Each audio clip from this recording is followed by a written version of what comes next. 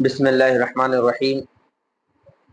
امید ہے کہ ذوالحج کا چاند یعنی بقرعید کا چاند 28 مئی کو نظر آ جائے گا۔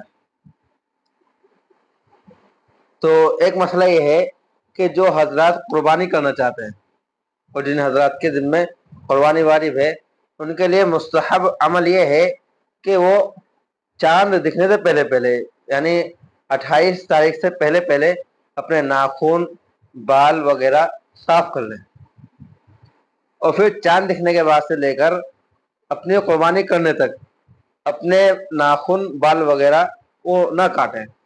مستحب عمل ہے، اگر ہم پہلے صاف کر لیں گے تو پھر انشاءاللہ اس عمل کو ہم کر سکتے ہیں۔ اگر ہم نے جو ہے اس بال وغیرہ، ناخن وغیرہ کو نہیں کاٹا تو پھر ہمارے لیے مشکل ہو جاتی ہے، پھر ہم اس مستحب عمل پر عمل کرنا ہمارے لیے جو ہے تھوڑا دشوار ہو جاتا ہے۔ اس لیے بہتر ہے کہ چاند دکھنے سے پہلے پہلے اپنے ناخن اور بال وغیرہ تراش لیں۔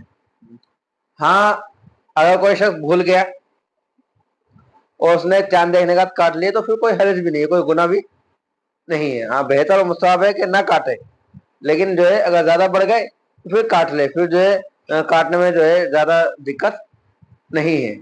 ہاں، اسی طرح زیر ناف کے بال، بغل کے بال ہے نا، بہتر ہے کہ 28 تاریخ سے پہلے، چاند رات سے پہلے جو ہے وہ بال کو کاٹ لے اور بنا لے۔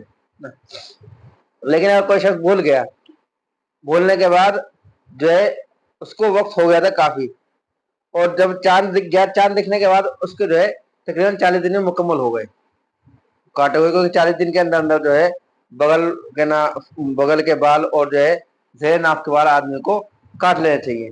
لیکن اگر چاند دکھ گیا، وہ بھول گیا تھا اور 40 دن پورے ہو گئے، ہونے والے ہیں، تو پھر ان بالوں کو کاٹ لے، پھر مصحف کا کوئی اس سے تعلق نہیں رہے گا، کیونکہ یہ مکروہ تحریمی ہے۔ 40 دن سے زیادہ بال رکھنا مستحب عمل کے لیے مکروہ تحریمی عمل جو ہے نہیں کیا جائے گا۔ امید ہے کہ بات سمجھ میں آ گئی ہوگی۔ اللہ تبارک و تعالی ہم سب کو اس مستحب عمل پر عمل کرنے کی توفیق عطا فرمائے۔